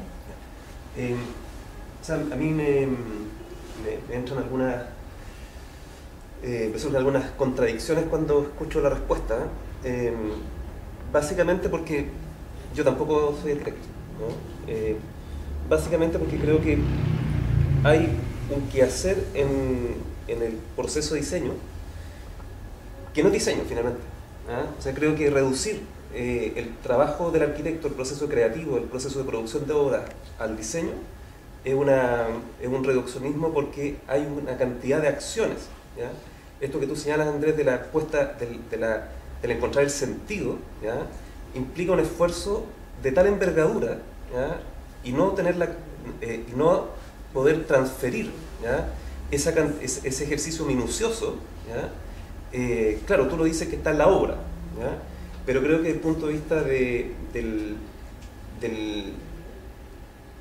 la cantidad de compromisos que se adquieren en el proceso creativo, no solamente con el objeto, sino que con una discusión mucho más compleja sobre el escenario sobre el cual estamos trabajando, creo que cómo no ganar más, ¿ah? en esa discusión, ¿ah? Cómo no transformar, ¿cierto?, ese proceso no solamente en el ejercicio, podríamos decir, creativo del arquitecto, ¿ya? Sino que un proceso de síntesis de un fenómeno, ¿ah? Con el cual el arquitecto se enfrenta, ¿ya? Entonces creo que ahí hay un tema que yo entiendo de algún modo las razones que ustedes nos entregan, pero creo que hay ahí elementos que creo que es posible, ¿ya? Probablemente quizás no en el propio arquitecto, en esta idea, ¿cierto?, que hoy día el quehacer va más allá de una disciplina, de una profesión, sino que es un trabajo mucho más entre varias disciplinas, entre varias profesiones. Creo que es posible allí inyectar, ¿ya?, o poder insertar, ¿cierto?, mecanismos que tengan que ver con esa sistematización. Y yo, desde el punto de vista de lo que decía Juan, yo encuentro mucha similitud, ¿ya?, con esta aproximación, ¿ya?, en esto de estar perdido, ¿ya?, al inicio, y finalmente está muy próximo, ¿cierto?, al trabajo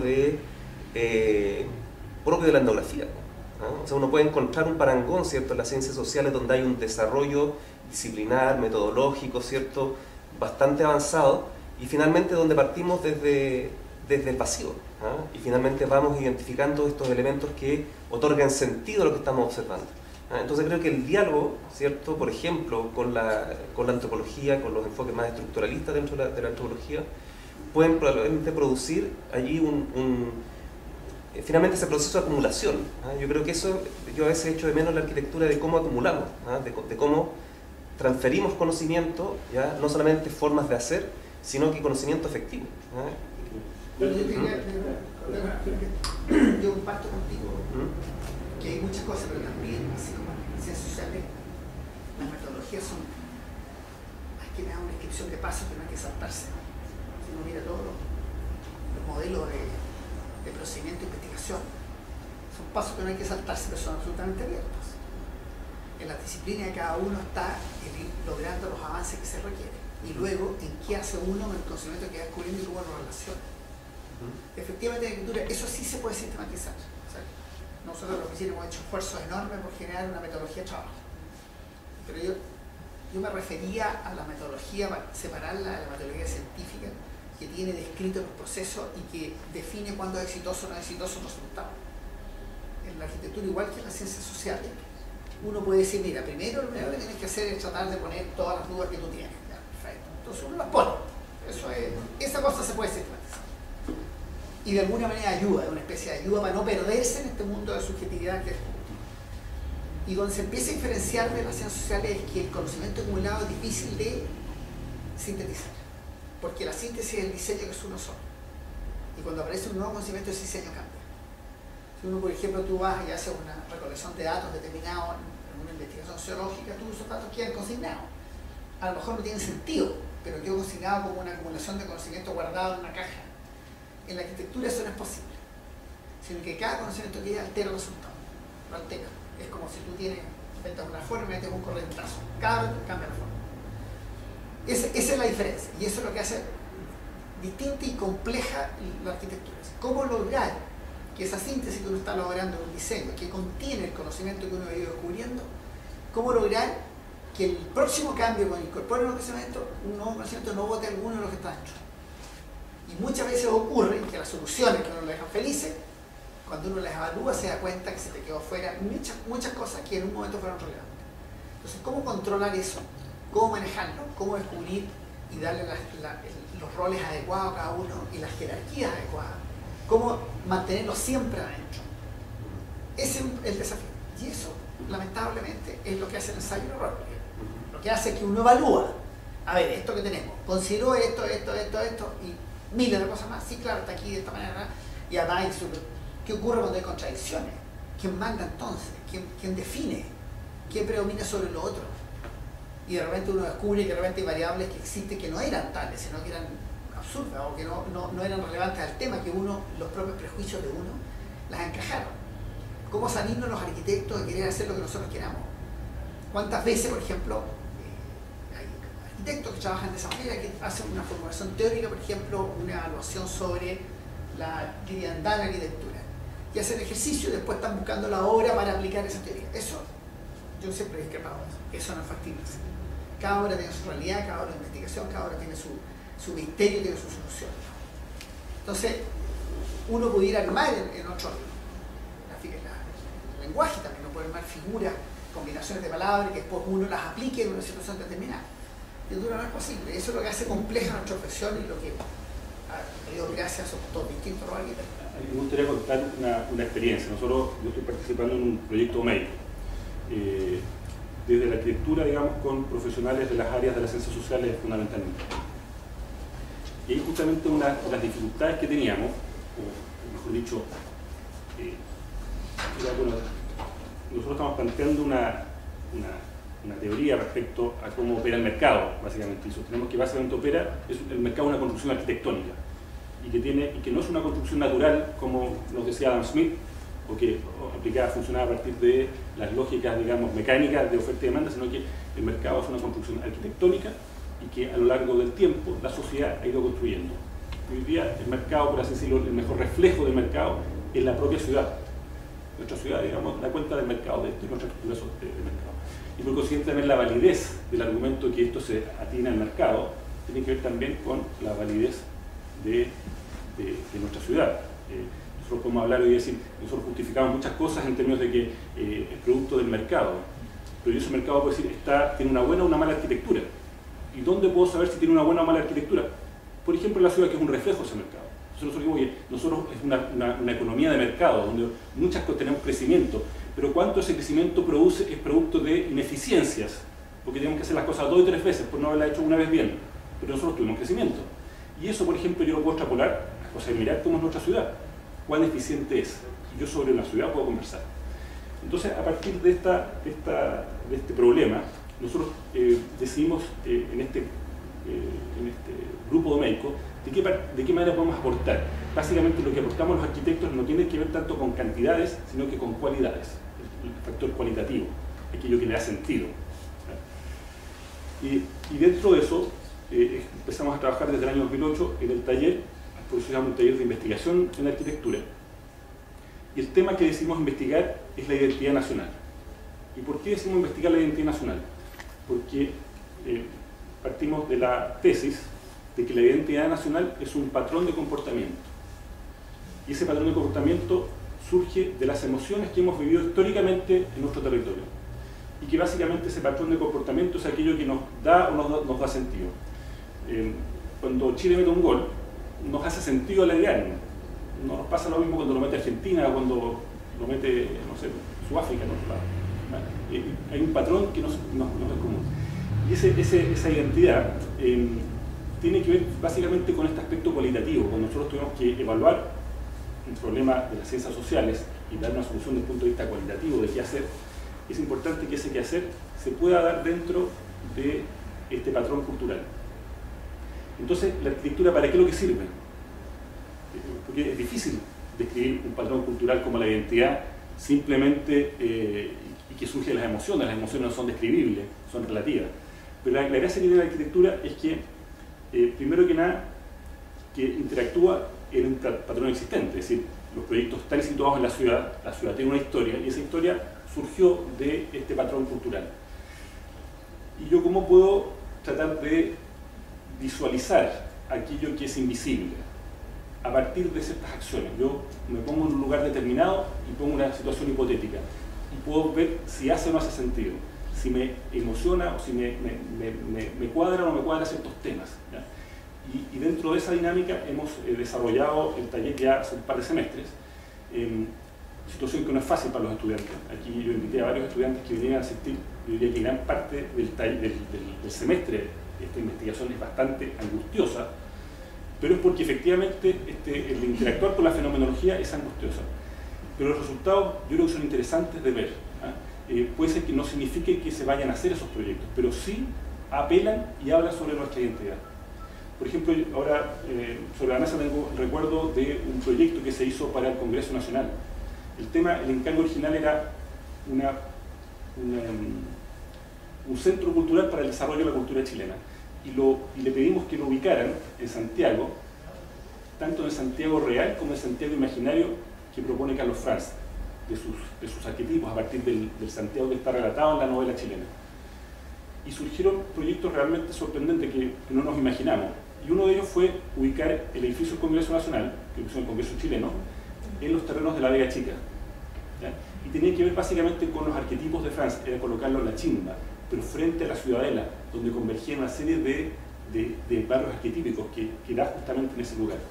Y fue muy interesante las propuestas, porque además que teníamos estudiantes extranjeros que llegaron con una propuesta muy distinta, pero también muy audaz, y estudiantes chilenos. Uno podía ver también las emociones, las historias emocionales desde donde se decían, la manera como se relacionan con la arquitectura. Y en ese sentido yo creo que también en la Universidad de Chile los arquitectos tenemos una obligación con respecto a nuestra identidad. Yo creo que la identidad chilena no es afín a la arquitectura.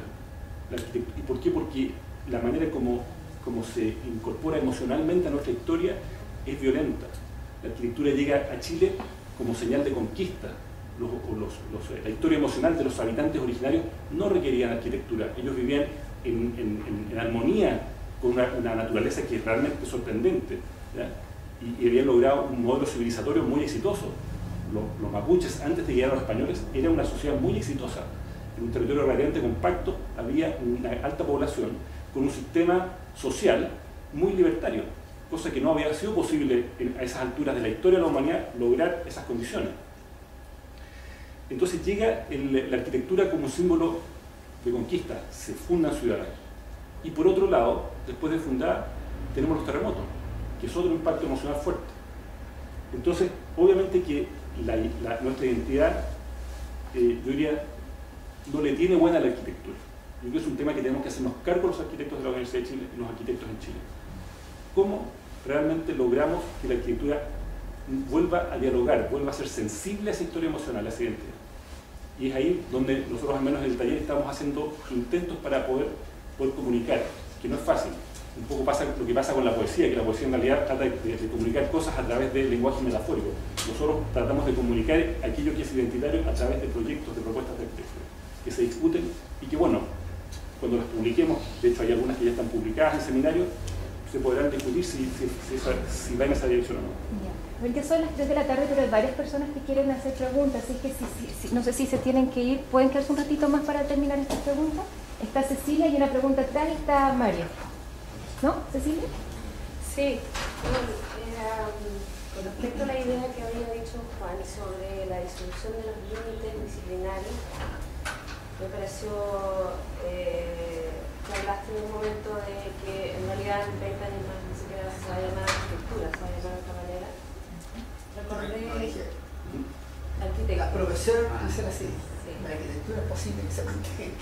Pensé que me acordé de la idea que surgió a propósito de la reestructuración de la facultad, la idea de cambiar el nombre de la facultad, por el nombre de Facultad del Hábitat. Yo no sé si ustedes estaban al tanto que hubo esa idea, lo cual yo creo que sería una manera bastante distinta de ver la arquitectura. Si uno estuviera en realidad en una facultad que se llama la Facultad del Hábitat, creo que de alguna manera podría entender de otra manera, ¿no? El rol del arquitecto.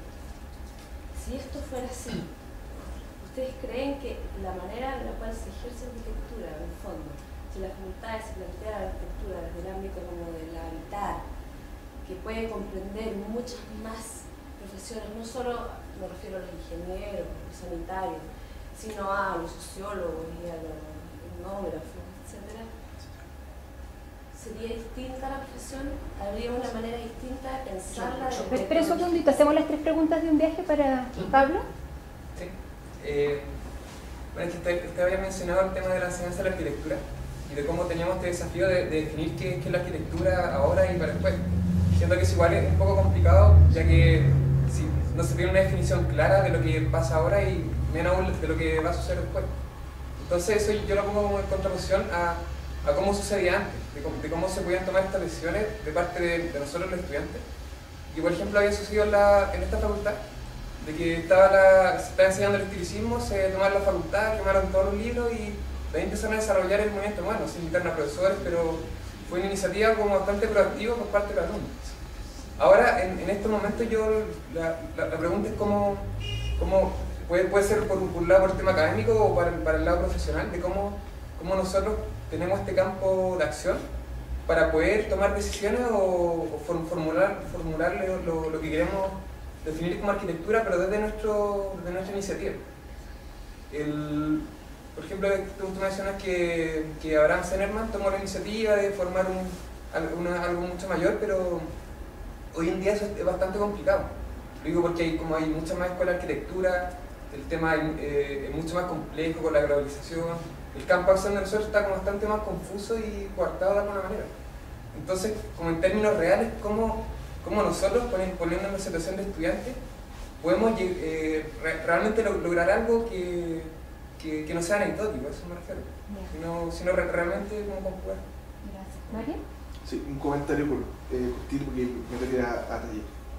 Pero primero un comentario en relación a lo que tú mencionaste recién, que parte de los mitos que existen en la arquitectura, acá en Chile nunca se quemó ningún libro. Ese libro que se quemó se llama Viñoles, lo quemaron la Católica, una sola vez. Y un solo libro, por si acaso, como un dato así científico. Pero y en relación a eso, y que me parece, y que después podemos tomar un café y conversar con más calma por el tiempo, pero que el comentario que hiciste, Andrés, en relación a que estamos viendo un boom, ¿cierto?, de construcción y edificios, y que cada edificio es una teoría, es una arrogancia extraordinaria. O sea, yo creo que si fuera así estaríamos viendo el pic teórico de la arquitectura, cosa que yo estoy totalmente en desacuerdo.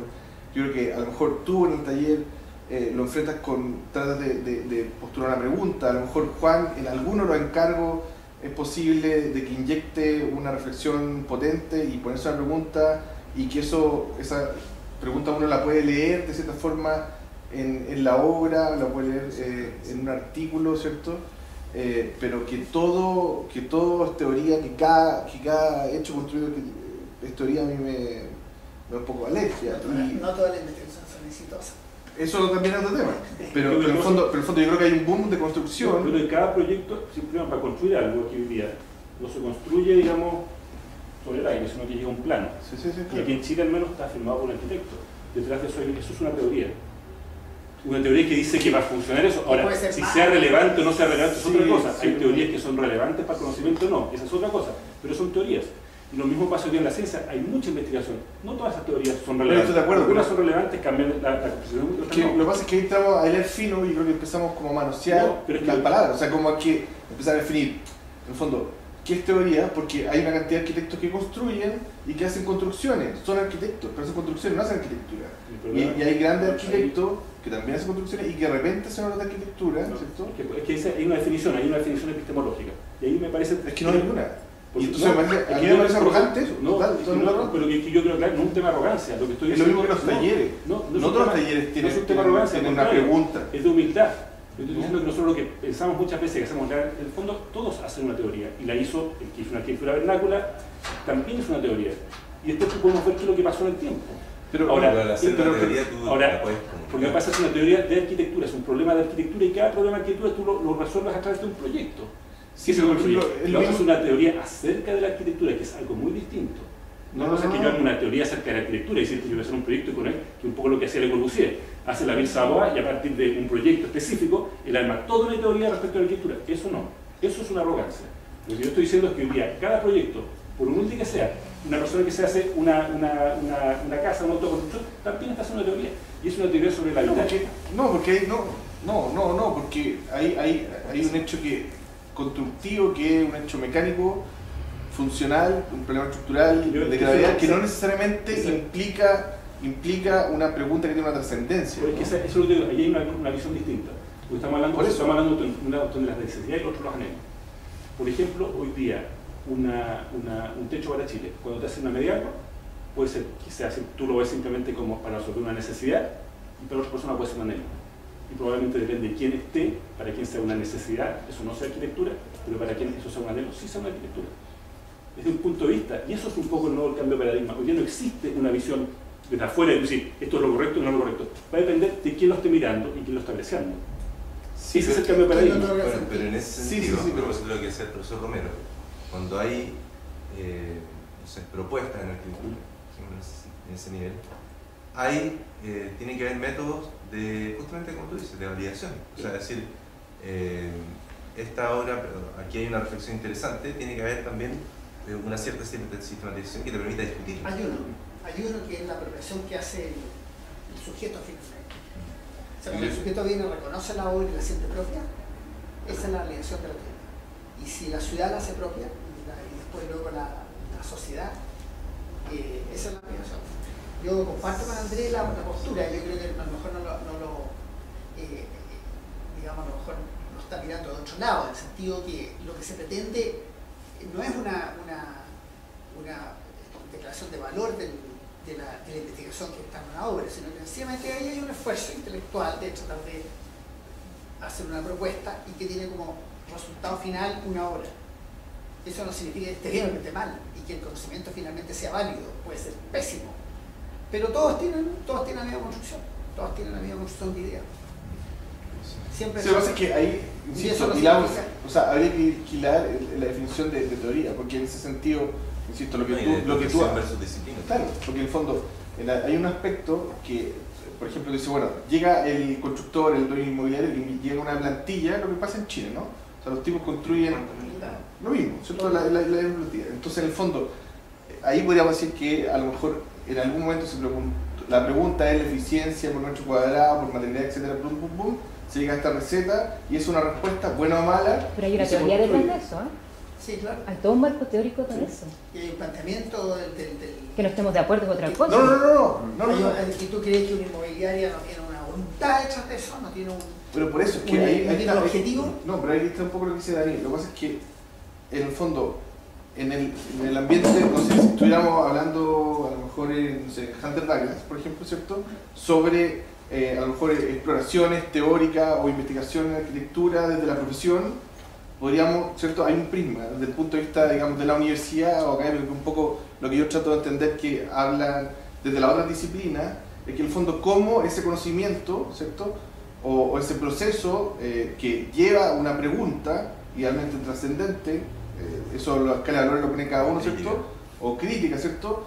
Se transforma en algo que se puede ir acumulando, ¿cierto? En el tiempo, que se puede reconocer, entendiendo que hoy día no hay una verdad absoluta, o sea, eso ya estamos de acuerdo, y que hay distintas formas de hacerlo, y por eso yo creo que surge la pregunta y es válida e interesante discutirla.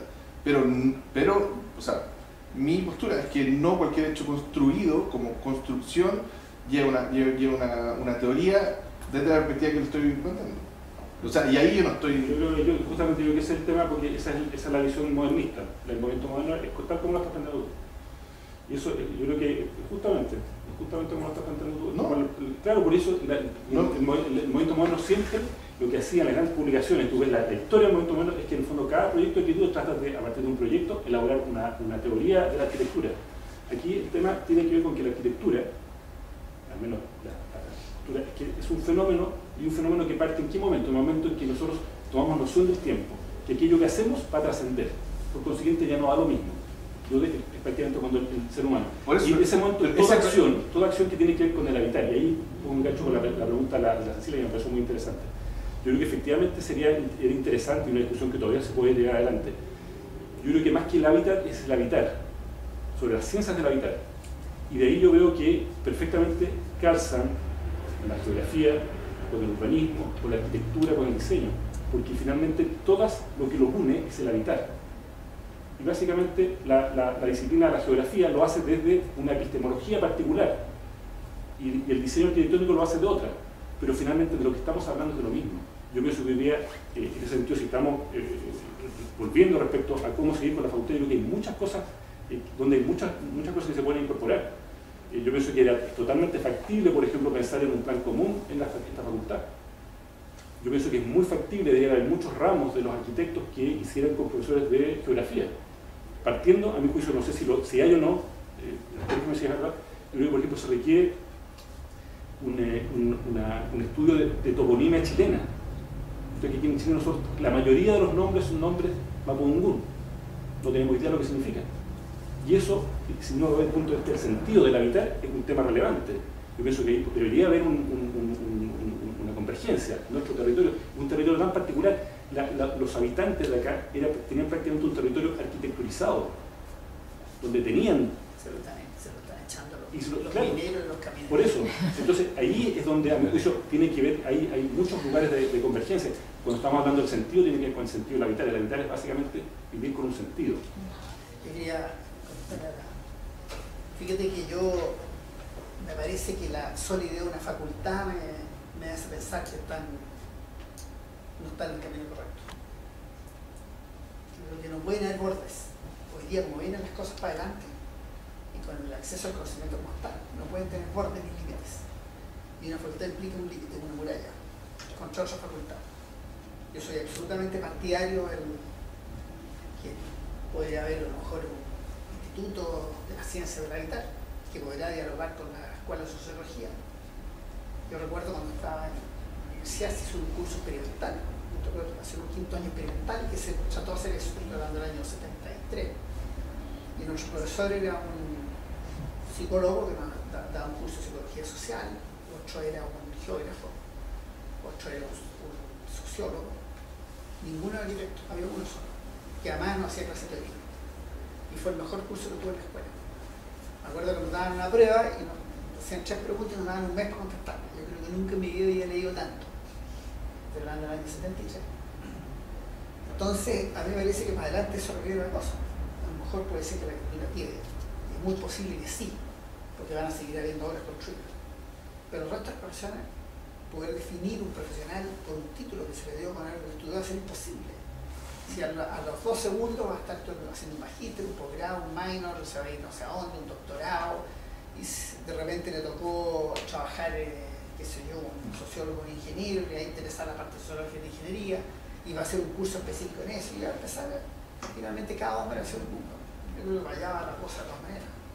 Entonces los bordes son complicados. Y esta universidad justamente tiene un problema, ha sido un factor de ¿cómo se llama?, estancamiento, es la fuerte identidad que tienen las carreras a su facultad y a su territorio donde están. No en vano funcionaba todo el mundo que la universidad se desperdigara. Se podría haber desperdigado, pero grupos de carreras juntas. Desperdigar una carrera como esta, estar solo aquí, pero solo allá, ha sido muy bueno para todos los proyectos. Pero eso no puede perdurar si no se genera con el nuevo conocimiento. Yo creo que estas son preguntas que en esta facultad, en este momento, no estamos planteando. Además, tiene que ver que estamos cruzando distintos bordes por las preguntas que nos estamos haciendo en las distintas investigaciones de todo ámbito.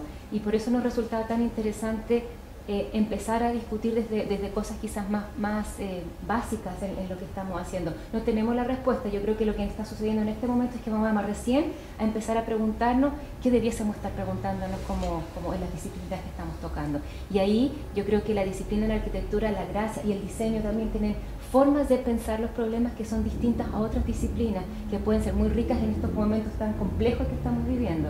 Pero yo creo que aquí se inicia, o podemos iniciar, una forma de poder cuestionarnos otras cosas y en ese sentido les agradezco mucho porque no habíamos tenido esta instancia y de discutir. De repente por ahí va la... Yo quería un poco completar lo que está planteando Mario. Efectivamente parece como arrogante decir que cada proyecto tiene una teoría. Yo creo que efectivamente lo que pasa es que esa teoría no está formulada explícitamente para poder ser rebatida. Es decir, no es una teoría científica en términos de que yo pueda, alguien de afuera, entrar a rebatirla. Es decir, lo que uno debería pedirle a un proyecto, una teoría de arquitectura, o mejor dicho, para transformarla en una teoría de conocimiento relevante, científico, es que se explicite la teoría que hay detrás. De manera que cualquier persona de afuera pueda decir, ¿sabes que estaba bien o estaba mal? La puede evaluar. En ese sentido, obviamente, que no se hace. ¿Qué se puede decir? Oye, si alguien proyecta un edificio y dice, mira, el objetivo de este edificio era que está. Y después yo, en función de eso, podré evaluar si se cumplió o no. Y después también por evaluar si la teoría era relevante o no, porque puede ser que hay muchas teorías que no tienen relevancia. O si es que hay. O si es que hay. Espacio para que no que yo creo que siempre ayuda, porque finalmente, si no es imposible hacerlo. Si lo que Karl Popper dice, todo conocimiento se genera por ensayo y error, desde la MEVA hasta Einstein. Y todo siempre va a haber. Lo que pasa es que te preguntas, la diferencia está si ese conocimiento se generó de un modo científico, y para Popper el modo científico que pueda alguien verificar su corroboración o no. Y para eso hay que formularla, hay que explicitarla. Y eso yo pienso que sí se debería, y deberíamos generar maneras de cómo nuestros proyectos los podemos someter a crítica de otros. Por ejemplo, una manera es a través de los concursos, donde hay bases y donde uno puede comparar una cosa con la otra, de los proyectos, la manera de poder corroborar una llegada que se compara un proyecto con la otra. Yo insisto en que no todo es, pero aparte de eso, que yo creo que la arrogancia está en eso, o sea, que y tiene que ver con la formación, tiene que ver con hay una responsabilidad de la universidad súper fuerte en eso, tiene que ver con el taller de primer año, de cómo se entregan ciertas primeras herramientas, cómo se entregan ciertas primeras preguntas a los futuros arquitectos o a lo mejor otras disciplinas, y cómo se responde o cómo se da el espacio para responder, en qué contexto, porque generalmente apelamos a todo el lenguaje críptico oscuro propio de cada disciplina que nadie entiende, que lo que somos los reyes en eso, y que entramos en situaciones bien patéticas algunos, ¿cierto?, cuando se sale de la universidad y se empieza a interactuar, lamentablemente tardíamente, con otras disciplinas. Y ahí es donde está... Yo soy convencido que una de las virtudes que tiene esta universidad es que justamente nos favorece la arrogancia personal. Creo que es una virtud que uno puede verlo en los arquitectos profesionales que vienen de esta universidad. Justamente porque yo pienso que eso tiene que ver tiene mucho que ver con los modelos sociales y mucho que ver con el sistema económico que hoy día tenemos, que decía yo al principio que es extremadamente premiador de los éxitos y que justamente el canto sirena que hace que nuestros proyectos no sean buenos. Cuando uno se deja llevar por eso, cuando uno pierde el sentido del objetivo, que finalmente uno está haciendo algo para otros, y ese no es uno el que lo va a evitar, y para otros siempre, aunque sea su casa. Porque la casa está en un lugar, y ese lugar tiene una posición geográfica, tiene un lugar en la ciudad, tiene una connotación para los vecinos. Por tanto, uno nunca jamás trabaja para uno. Cuando uno tiene claro eso, la arrogancia no es una virtud que uno tiene que combatir, porque no es funcional al objetivo. Igual como ni tampoco la generación de conocimiento. obvio, pero para cualquier generación de conocimiento pasa lo mismo. Si cualquier persona que esté investigando, si anda buscando su éxito personal, probablemente no va a descubrir nada, ¿de acuerdo? Porque le va a ocultar esa información. Entonces, es una palabra durísima, pero que existe. Pero hay que entenderla como uno de los enemigos, uno de los demonios que tiene la producción y tiene la generación de conocimiento, es justamente la arrogancia y el egoísmo. Es una condición de un buen proyecto siempre intentar salvarse, no tomar una posición. Sí, sí.